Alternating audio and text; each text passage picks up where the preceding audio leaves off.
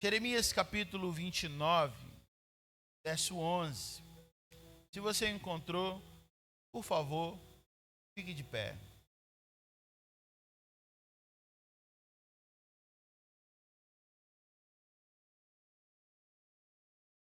Aleluia. Você achou aí, amém? A palavra do Senhor nos diz assim: porque eu bem sei que pensamentos que penso de vós, diz o Senhor, pensamentos de paz e não de mal, para vos dar o fins que esperais. Verso 12. Então me invocarei, ireis e orareis a mim, e eu vos ouvirei. E buscar-me-eis e me achareis, quando me buscardes de todo o vosso coração. Serei achado de vós, diz o Senhor. Farei voltar os vossos cativos. Congregar-vos-ei de todas as nações, de todos os lugares para onde vos lancei, diz o Senhor, e tornarei a trazer ao lugar de onde vos transportei.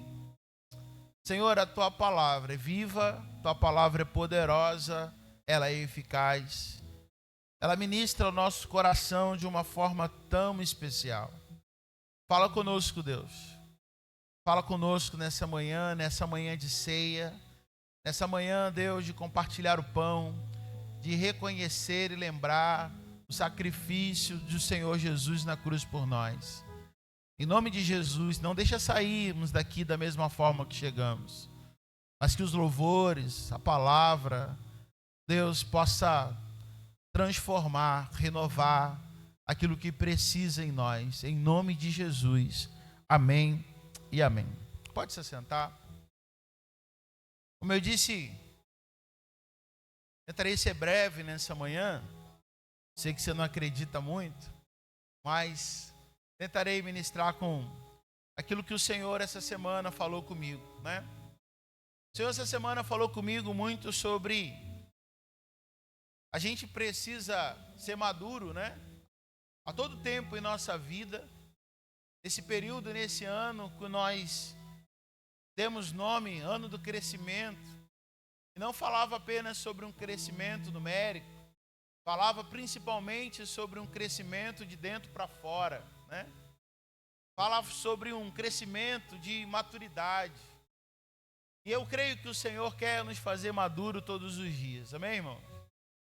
Paulo vai dizer, a carta aos Coríntios, ele vai dizer a respeito de que ele espera que essa igreja seja uma igreja madura, que a igreja de Coríntios possa receber com mais maturidade as palavras que ele tem para dizer.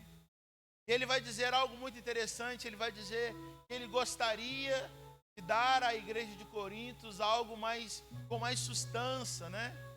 Um alimento mais forte, mas pela imaturidade deles, ele teria que dar, né, algo de mais leve para que eles pudessem aguentar. Porque conforme nós crescemos na palavra, mais denso a palavra também se torna para nós. Quanto mais nós crescemos em Deus, também mais lutas, mais dificuldades nós também vivenciaremos, né? Conforme nós vamos nos colocando à disposição para a gente avançar, também o inferno e toda sorte do mal também vai se levantar sobre a nossa vida, né?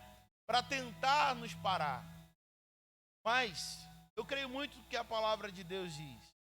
Jesus diz: eu vim para que vocês tenham vida e tenham em abundância. Talvez a gente olhar para o contexto de avanço, de crescimento, de maturidade para a nossa própria vida, seja melhor a gente escolher permanecer como estamos, né?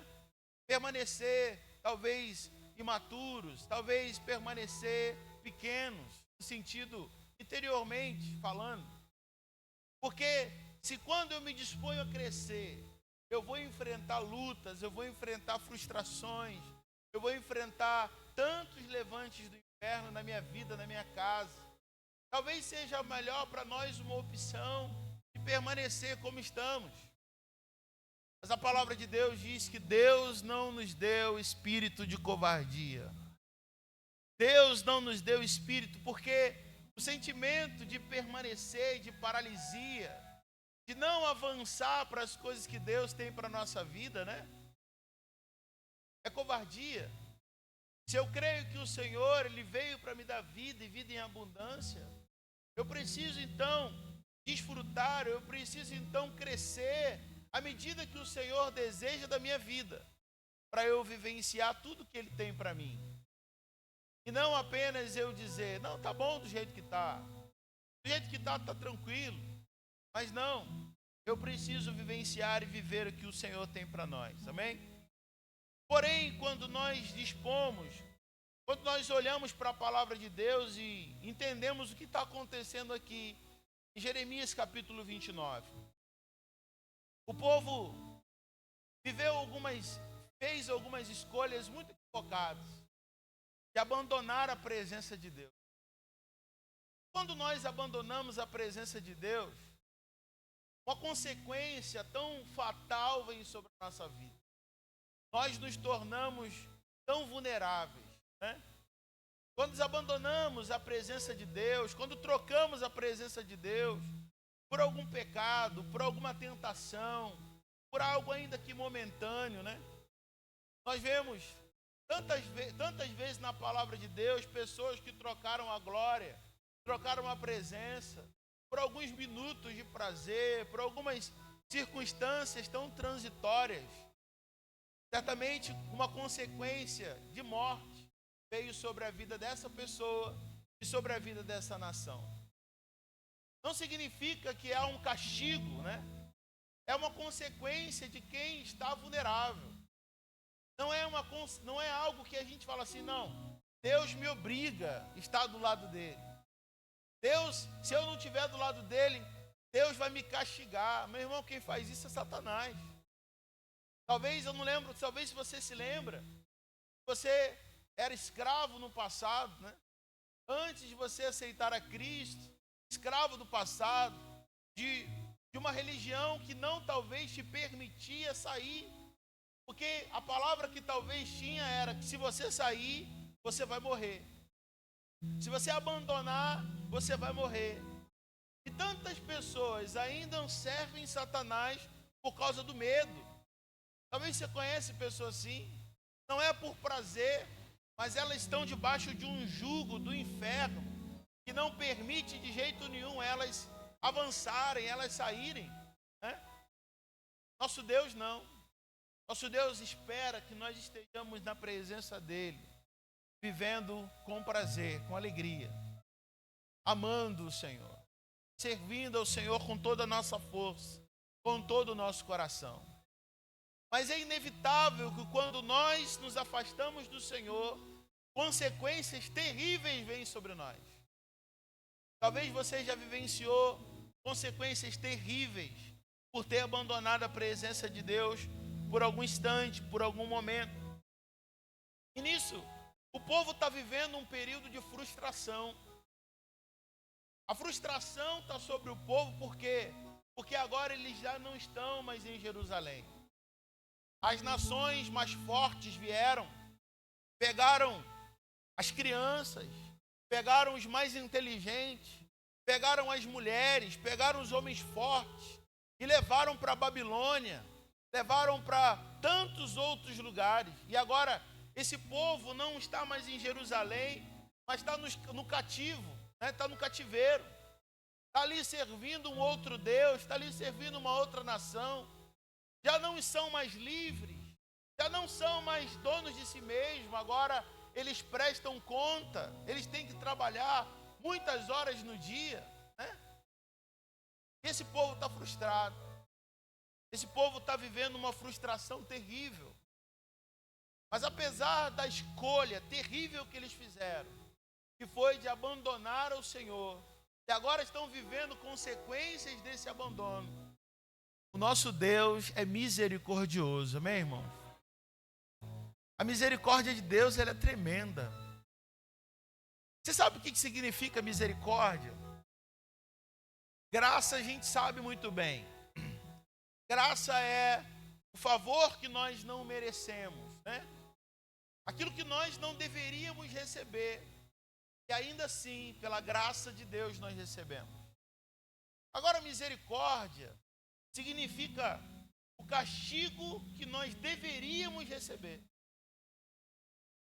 Mas pela misericórdia de Deus, nós não recebemos. E a palavra de Deus diz que as misericórdias do Senhor, elas são a causa de nós não sermos consumidos. Antes de você acordar hoje para vir à igreja, antes de você despertar, as misericórdias do Senhor despertaram você primeiro. Ou seja, o castigo que nós deveríamos receber pelo pecado de ontem, pela nossa vida, a misericórdia de Deus, a palavra de Deus diz que as misericórdias do Senhor, elas se renovam todas as manhãs para nós.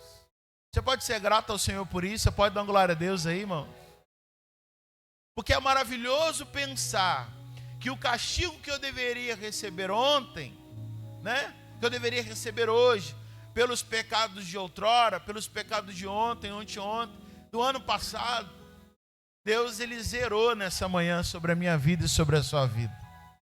Deus, ele apagou todas as coisas, porque as misericórdias do Senhor se renovaram e se renovam todos os dias da nossa vida. Apesar desse processo do povo estar ali naquele lugar, eles não estão esquecidos. Apesar do povo estar vivendo um período de frustração, eles não estão esquecidos. Por quê? Porque as misericórdias do Senhor estão sobre a vida dele. E Deus levanta Jeremias então. Para escrever uma carta ao povo, né? Olha que Deus zeloso, né? Olha que Deus zeloso.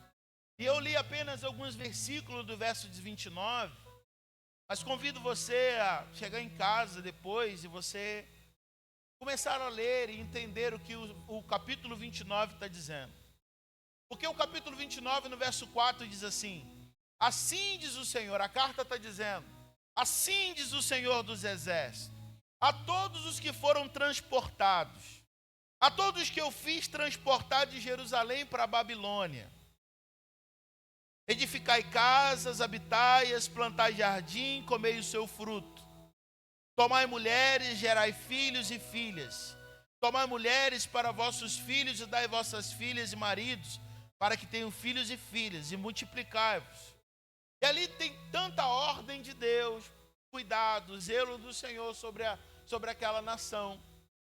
Mas o Senhor está dizendo para aquele povo: eu não me esqueci de vocês. Meus olhos estão muito atentos sobre a tua vida. E talvez no momento de frustração que nós passamos, né, irmão, muitos momentos de frustração. Porque a vida do cristão, ela tem muitas frustrações. Tem muita luta, tem muito choro. A vida do cristão não é tudo que nós ouvimos na televisão, no rádio, né? Que é só vitória. Não, eu era desempregado e depois que eu aceitei Jesus, né? Agora eu tenho 5 empresas, né? Cada uma delas faturando muita coisa. Hoje eu tenho como andar de helicóptero para onde eu quero ir. Eu não estou dizendo que esse testemunho seja mentiroso, não. Porque o nosso Deus é dono do ouro e da prata, amém, irmãos? Não, eu não estou dizendo, longe de mim duvidar, longe de mim achar que é marketing de alguma forma. Não, Deus é poderoso também para fazer isso. Só que quando nós olhamos a vida do crente, nós vamos nos deparar que a vida do crente tem muita luta. E se a gente não vigiar, a gente vai se tornando amargo. A gente vai experimentando das frustrações, e as frustrações vão deixando o nosso coração pesado.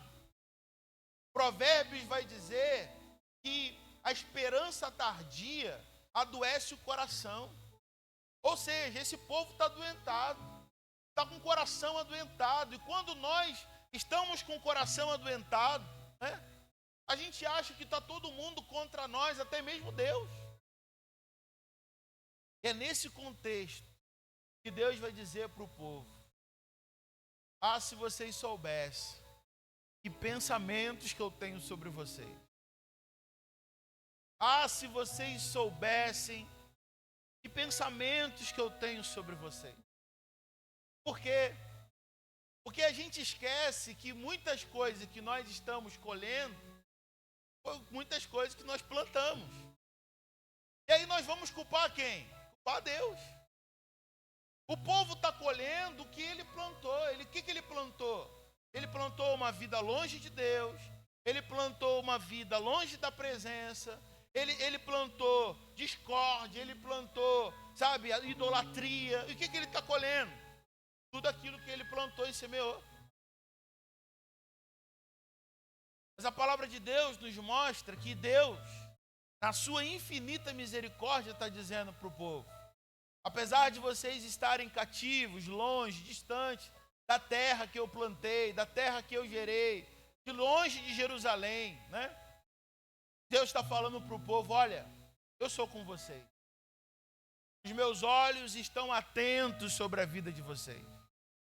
Deus está ministrando ao povo dizendo: ah, se vocês soubessem que pensamentos que tenho a vosso respeito. Pensamentos de paz e não de mal. Pensamentos de fazê-lo prosperar e não vocês viverem na miséria que vocês estão vivendo. Olha, pensamentos de fazer aquilo que está no coração de vocês dar certo. Eu não sei se você já pensou assim, irmãos, mas eu mesmo já pensei. Às vezes, quando está tudo complicado, a primeira coisa que a nossa carne vai dizer é: tudo é mais difícil para mim. Você disse isso? Tudo é mais difícil para mim. Tudo é mais complicado.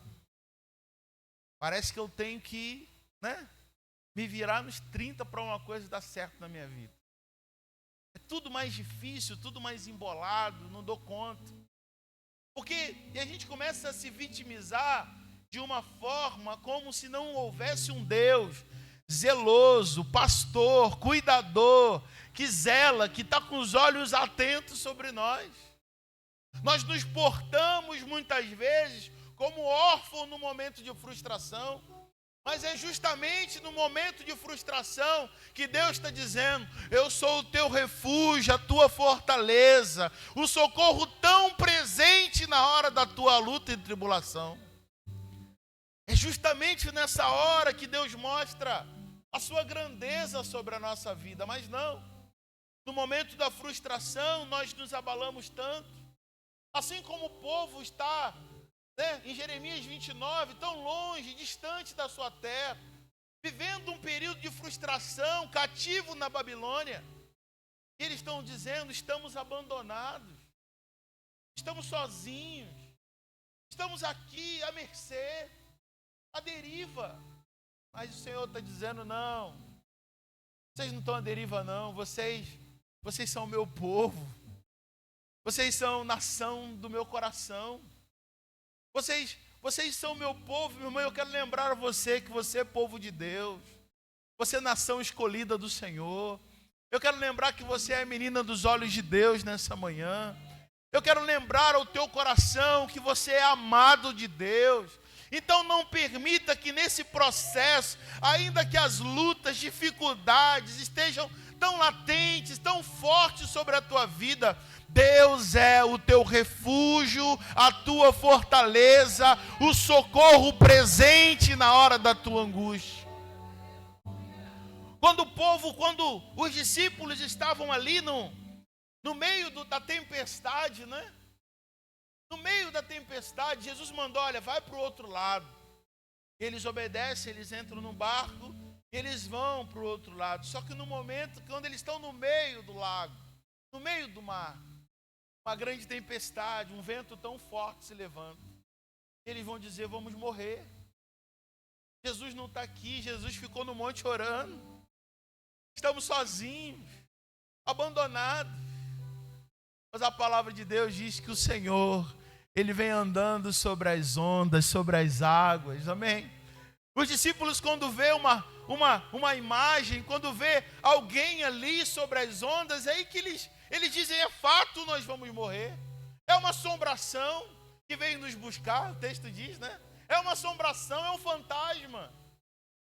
Jesus diz assim, homens, sou eu. O Senhor é o Senhor mesmo. Se é o Senhor mesmo, então, deixa eu ir te encontrar. Desce e vem. Jesus, ele, no meio das frustrações, tem nos ensinado que Ele é presente. Ele é conosco. Ao longo desses 30 anos, eu tenho certeza, eu não estava aqui, mas eu tenho certeza que é absoluta, que ao longo desses 30 anos, talvez houve momentos de muitas frustrações nessa igreja. Houve momentos de muitas lutas, talvez sentimento de parar, de desistir, mas o Senhor se fez presente. E as ondas não foram maiores do que a graça e a bondade de Deus sobre esse lugar.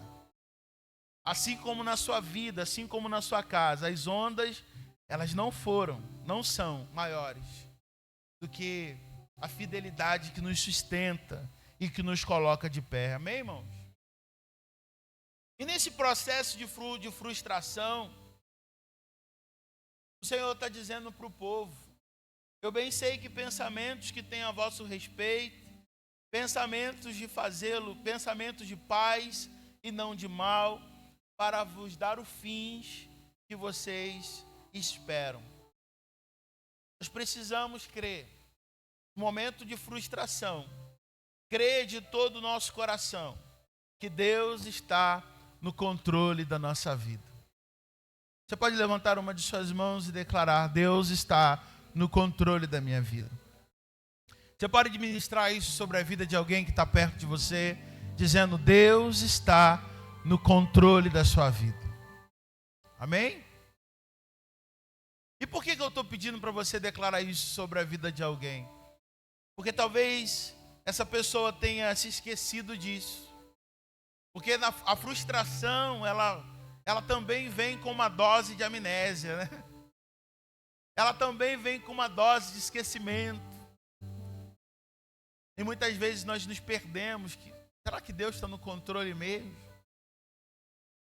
Eu estava lembrando na minha célula essa semana como José, né? José foi vendido pelos seus... Não foi pelos seus primos, não foi pelos seus amigos, foi cruelmente vendido pelos seus irmãos. Depois foi para uma terra longe, contaram para o pai que o José tinha corrido, né? Mas não, tinham vendido ele como escravo, para muito longe. Nessa terra que ele chega, ele vai trabalhar na casa de um homem, e nessa casa de um homem, tem uma mulher atribulada, que tenta de todas as formas se deitar com José. José foge, você conhece a história. José foge, mas ela mente. Ela diz então, contrariada de não ter sido, né? De não ter conseguido aquilo que ela gostaria. Ela mente dizendo que José tentou assediar, tentou fazer algo com ela. E o fim de José foi parar na prisão. Mas sabe o que eu amo nessa história? Em 3 vezes, aliás, em 2 vezes, o texto vai deixar para a gente muito claro dizendo, mas o Senhor era com José. Mas o Senhor era com José. Talvez pode parecer que naquele processo, e no meio do processo, a gente nunca entende o que Deus está fazendo, irmão. Como é que a gente pode imaginar aonde José vai parar? Como é que a gente imaginar quando José estava lá na prisão, quando José estava sendo levado para uma terra distante, quando José estava ali, né, no meio de um processo talvez de fome, quando que ele iria imaginar que alguns anos depois Faraó ia ter um sonho que ninguém ia poder desvendar, mas Deus ia dar o sonho inteirinho para José e a sua revelação. E a partir desse processo, Faraó iria tirar José da prisão e trazer José para dentro do palácio para ser governador do Egito. Quem poderia imaginar no final dessa história? Porque quando nós estamos no meio do processo da frustração, a gente não se dá conta que Deus, nesse processo, ainda continua e permanece no controle da nossa vida. A gente se esquece que apesar do choro, apesar da luta, apesar da dificuldade dos dias, não, Deus permanece no controle. E no final, eu vou cantar o hino da vitória. Você vai cantar o hino da vitória, meu irmão? Você vai cantar o hino da vitória, amém? No final a gente vai cantar. Então, se no meio do processo está difícil, eu preciso me lembrar: Senhor, minha vida é tua. Quem já entregou a vida para Jesus aqui, irmãos? Se você entregou a sua vida para Jesus, Deus está no controle da sua história. Deus está no controle. Eu não estou dizendo aqui, se você talvez está dizendo, mas se você soubesse que eu estou vivendo, se você soubesse que eu estou passando, que luta que eu estou vivendo, meu irmão, eu não preciso saber. Mas de uma coisa eu tenho certeza absoluta no meu coração: Deus está no controle de todas as coisas, amém? Seus planos não serão frustrados. A segunda coisa que me chama a atenção nesse texto é acreditar na providência divina. O povo está na Babilônia, o povo está distante, o povo está longe. Mas Deus está lembrando que Ele está no controle e que a providência divina vai chegar. Deus está dizendo para o povo: olha, eu não me esqueci. Eu estou aqui acompanhando todas as coisas e eu vou trazer providência. Eu vou trazer escape. Você crê que Deus é Deus de escape, irmãos? Você crê que o Senhor é Deus de provisão na tua vida? Porque quando a gente está nesse processo de Jeremias capítulo 29, a gente vai dizer: mas será que tem escape nisso? Será que Deus pode prover escape nessa situação? Um dia Jó, apesar de ser fiel ao Senhor, está se perguntando: será que Deus pode mudar? E Jó começa a fazer aquela oração meio mal criada. Quem já fez uma oração mal criada aqui? Tem coragem, irmão. Quem já fez uma oração mal criada aqui? Oração mal criada. Aí a gente escuta de Deus falando para Jó assim: ô Jó, onde você estava quando eu criei todas as coisas? Onde você estava quando eu separei o céu e a terra? Onde você estava quando eu criei a sabedoria? Onde você estava, Jó, quando eu coloquei limites nas ondas, na água do mar? Onde você estava, Jó?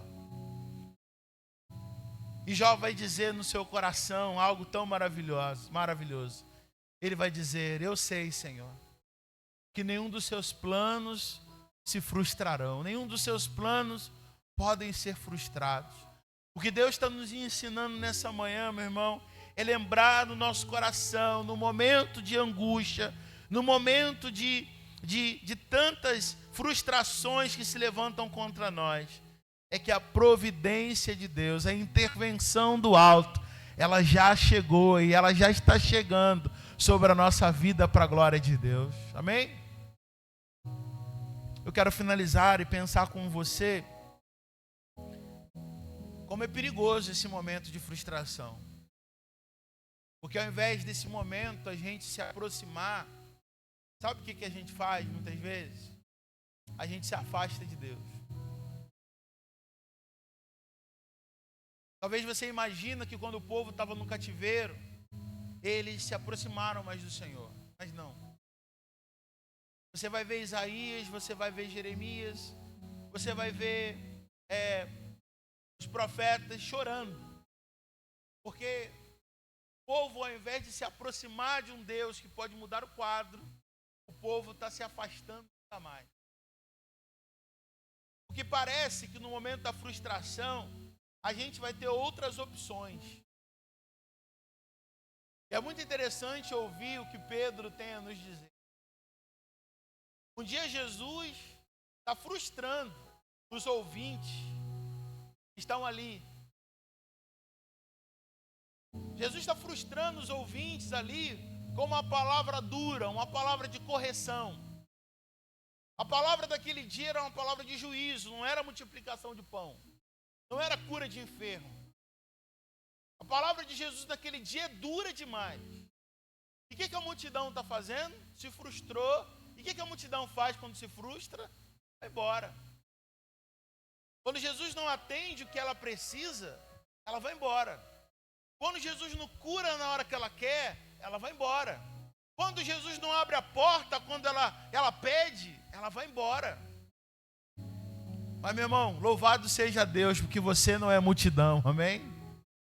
Tem 3 aqui. Você não é multidão, amém, irmãos? Você é discípulo de Jesus.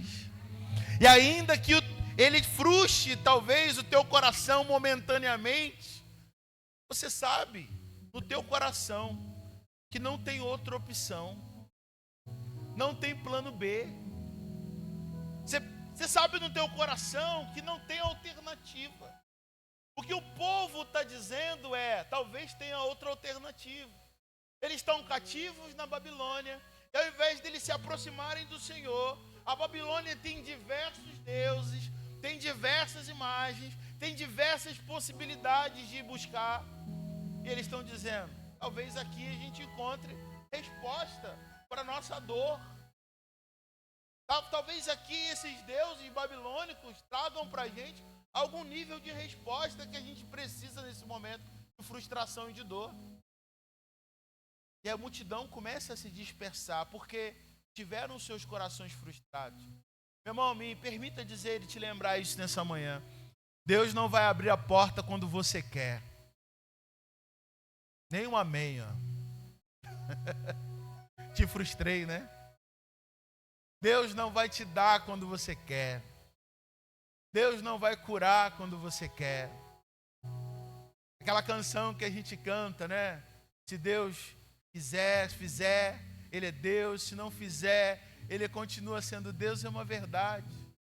Ele precisa continuar sendo Deus na nossa vida. Apesar de muitas vezes a gente ser frustrado sobre aquilo que pedimos. A porta não abriu. A pessoa que a gente queria disse não. Né? Às vezes a enfermidade está durando mais do que a gente imagina. Ou talvez até mesmo Paulo vai dizer que ele convive com uma dor, ele convive com um espinho na carne durante toda a sua vida, mas nem por isso ele abandona a graça de Deus, o amor de Deus. Talvez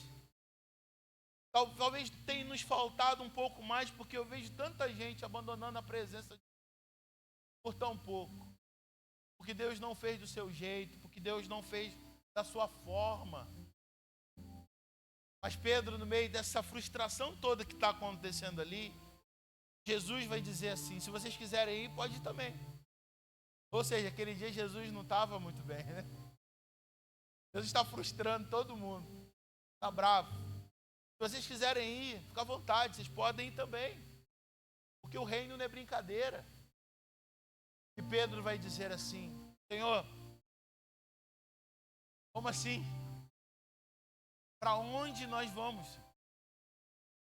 Para onde nós podemos ir? Se só tu tens as palavras de vida eterna. Senhor, não tem plano B para a gente. Apesar do nosso coração estar frustrado também, porque hoje não teve cura, hoje não teve milagre, hoje foi só cajadada na nossa cabeça. Apesar disso, Senhor, nós não temos plano B. Nós só temos o Senhor. E o cuidado que nós precisamos ter no período da frustração é que não permita que a frustração te afaste de Deus. Te leve para longe. Coloque o teu coração frio. Não permita isso não. Permita que o teu coração se mantenha aquecido. Não abra mão da presença, não abra mão da igreja, não abra mão do ministério, não abra mão da oração, da sua vida devocional. Não abra mão, porque a primeira coisa que nós fazemos quando nós estamos frustrados é: vou abandonar tudo. Aí abre mão daquilo, abre mão de ministério, deixa de vir à igreja, para de orar, para de ler a palavra. Mas quanto mais lutas e dificuldades nós temos, mais próximos de Deus eu e você precisamos estar. Amém, queridos? Mais próximo de Deus eu e você precisamos estar.